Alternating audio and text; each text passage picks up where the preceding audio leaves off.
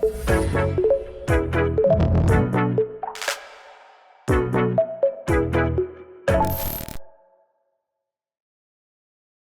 great to have you here today. Thanks for joining us. Thank you for having me. It's a pleasure.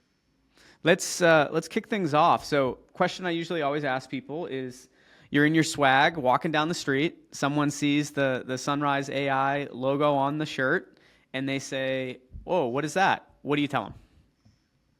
I'll tell them the tagline, which is we're an AI co-pilot for enterprise customer success managers. But for any old Joe walking down the street and asking me that question, that probably is a bunch of jargon, and they'd probably be annoyed at me for spitting that back out. What we really do is help account managers at large companies service their customers better. So whether it's looking at churn reduction, retention optimization, upsell optimization, that's what we do. In other words, we allow that account manager to work 3, 4, 5 times faster and more efficiently with a lot more acuteness. Now, what first made you want to start this company? Because I know in the early days you did have a pivot, which I Mhm. actually I like the pivot, but I'd be curious. I know a lot of founders want to hear about that pivot too, because this is where, for the founders listening, this is where many founders make a mistake is they don't know when to pivot or what that pivot should look like. So you've obviously clearly had a good pivot here. Why you decided to start the company in the first place, and then why that pivot took place, like what you noticed. Sure. I'll answer your second question first. I decided to start the company because the blunt answer is I was very unemployable. My previous two stints were at a startup. I founded two other companies within the travel tech space. Was lucky enough to exit. By no means were they large exits at all. We actually lost money, and I'm not on some beach sipping a mai tai. But I knew I wanted to do something else. I knew I wanted to have a third at bat. I wanted to continue to swing for the fences. So I knew from the get go I had the motivation to hit the reset button, start a new company, remain in the founder space, and build something big and build something impactful. How I started Sunrise AI and what we've been working on was really incepted in my work with the AI Fund. The AI Fund is a Palo Alto based VC studio, and it's led by a gentleman named Dr. Andrew Ng. Naively so, I had no idea how much of a luminary in the AI space he was. This was all pre ChatGPT fervor. I had a chance to be a founder in residence at the fund. Spent a lot of time tackling, researching different problem spaces. And initially, we did land on something that's not what we're working on right now. We were looking at credit scoring and how we could leverage AI machine learning to better assess credit. And we fulfilled the goal. We got a better proxy for credit and assessing individuals' credit better than what the tools are out there today, like the FICOs of the world. But quite honestly, I think you're absolutely right. A lot of founders don't pivot quick enough. The product worked, the pickup wasn't working, i.e., customer acquisition was not at the clip that we wanted. So we did what we think is best, which is go talk to customers and understand what is a problem and what's a more pressing pain point. Long story short, after speaking with nearly 200 C-level mid-market to Fortune 1000 executives, mainly CEOs and sales leaders, we found that there was a really big gap in a white space when it comes to sales and marketing and AI deployment and adoption, particularly upmarket at the enterprise level. And as we got more and more deeper into the space, we found out that there might be a plethora of tools on pre-sales enablement, right? SDRs and AEs having so many different tools, leveraging AI to expand on lead gen or outreach or conversion. But what we found was that there was a really big space to create something, build something to help the customer success manager, post sales. How do you understand and how do you help that customer success manager work better, work more efficiently, and deliver a very clear ROI? So we decided to go head into the space given the opportunity we saw. What new problems did that pivot initially bring, and how did you get past those? Yeah.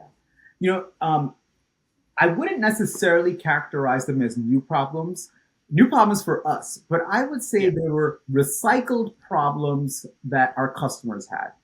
Um, I was lucky enough to be early days at Dropbox. I was part of the initial B2B direct sales team and really got my sales chops from that experience. And this was a dozen years ago when enterprises were thinking about looking at moving their on premise data to the cloud.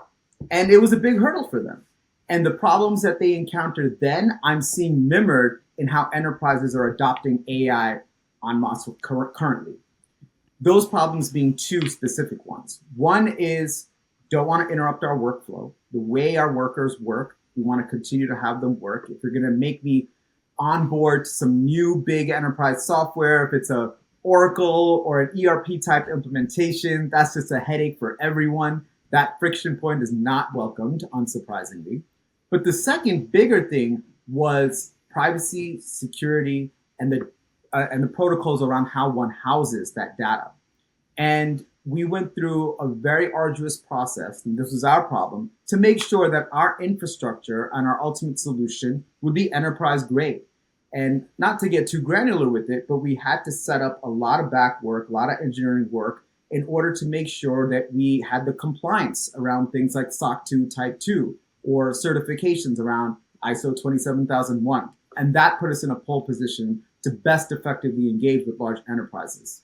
Let's talk about some of these large enterprises. How initially were they receptive? So I've heard it a few ways. It seems like most large enterprises are receptive to implementing AI on numerous levels, right? But do you ever run into the ones that are maybe overly cautious, and how do you assure them? Like, how do you provide them the necessary assurance that they're like, okay, I want to work with you? Yeah, great question. I actually don't want to knock any customers out there, enterprises, large companies at all. I think being overly cautious is the right approach, right? We're talking ultimately about people's data, personal information. I mean, in a world now where you probably get solicited for scams via text and call on a daily basis, right?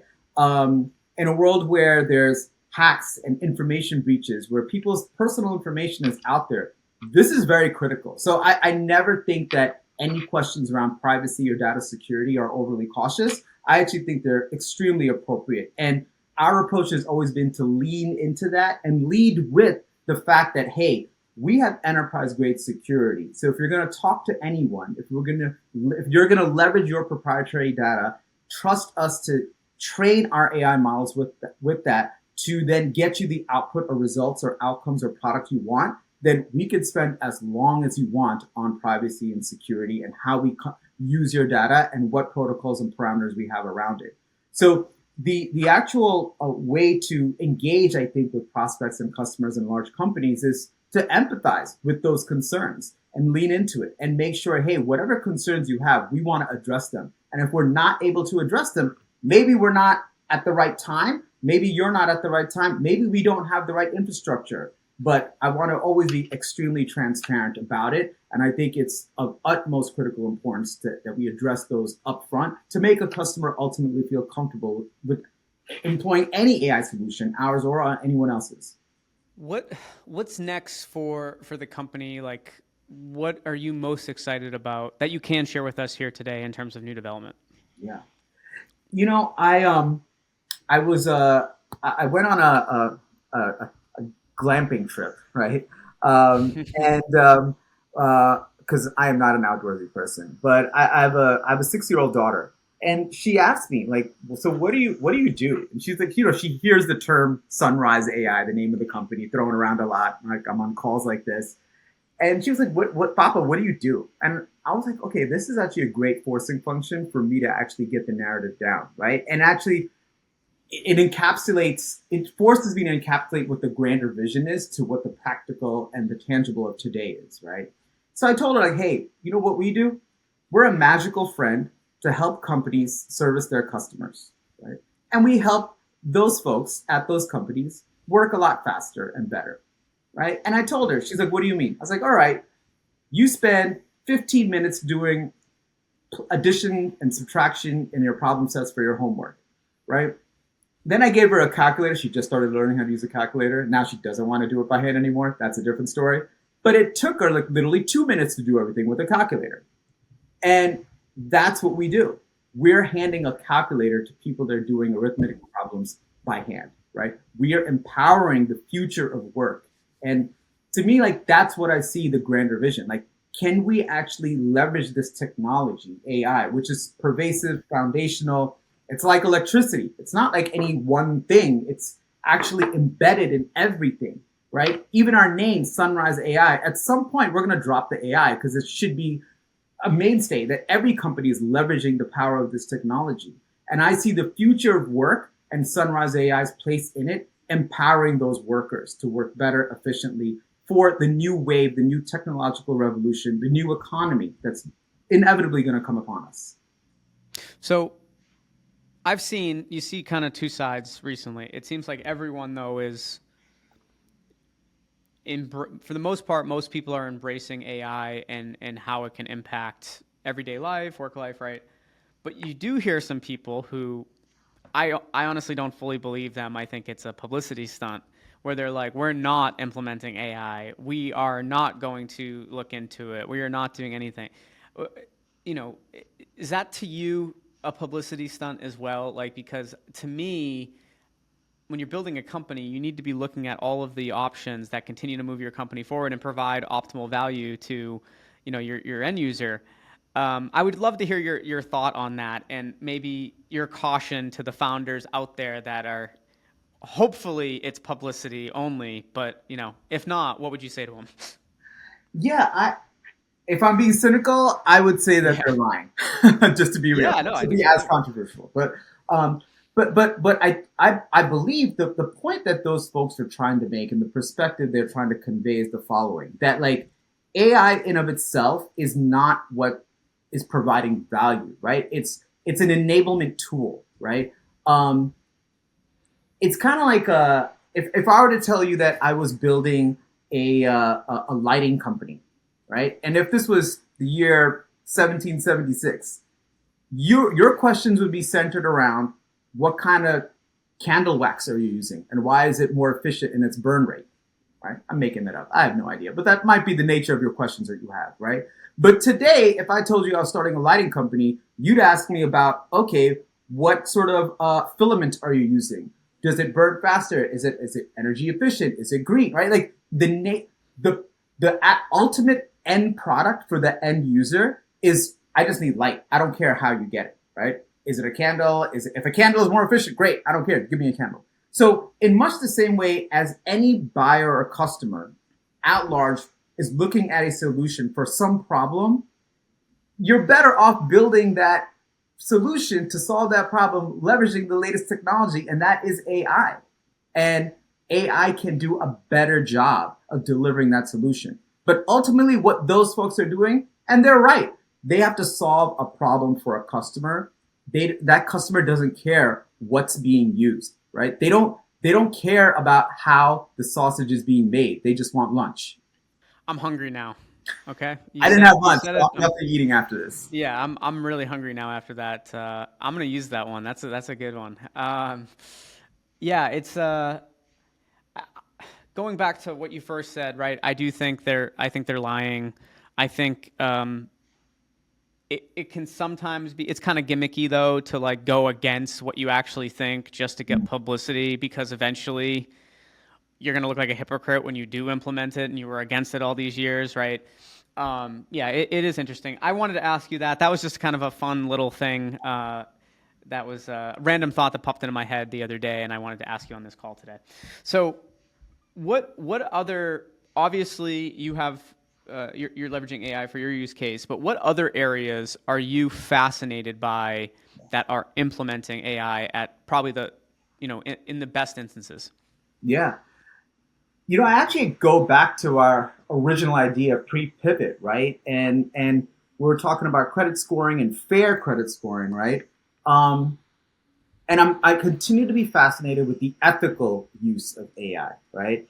And not to get too metaphysical here or philosophical rather, I do believe that we are at the brink of the next technological revolution, right? We're going to be able to work 5, 10, 100x faster, and that's going to create so much economic value, so much wealth creation, and in a historical context, from a civilizational perspective, right? Like every other revolution, whether it's the Industrial Revolution or even going back, like back in the day, when bronze or steel were invented, like you had communities that were left out of these economic gains, right? The internet boom, right? Um, all of these step ups in terms of how, as a society, we function and create wealth and value.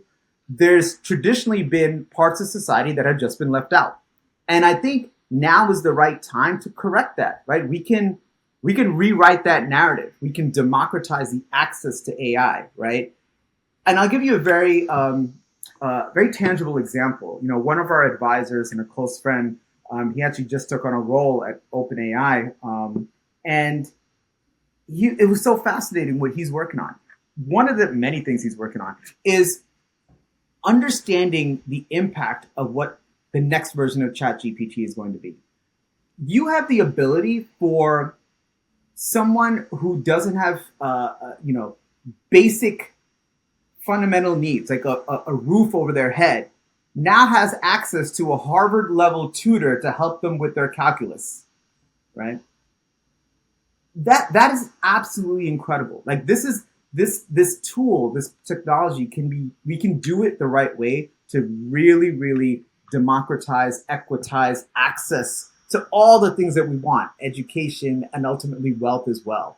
And I really hope, like, collectively, we don't mess it up and we don't repeat the same mistakes from the other revolutions that have been great for civilization. But again, going back to the original question, I continue to be fascinated with the ethical uses of AI. Yeah, it's we need to keep that top of mind. Anyone that's building in the space needs to be cognizant of it. It's easy to get caught up, right, in everything that you can use AI for, but there are certain areas that border. Here's the thing: there's certain areas that are ethical even when you're using it, but they border. It's a fine line, right? So making sure you're on the right side of that line as you continue to build, but without losing speed and other stuff.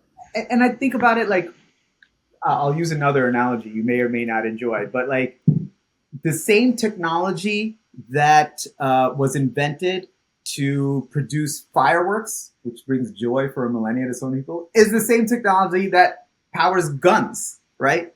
So it's your choice how you want to utilize a tool, right?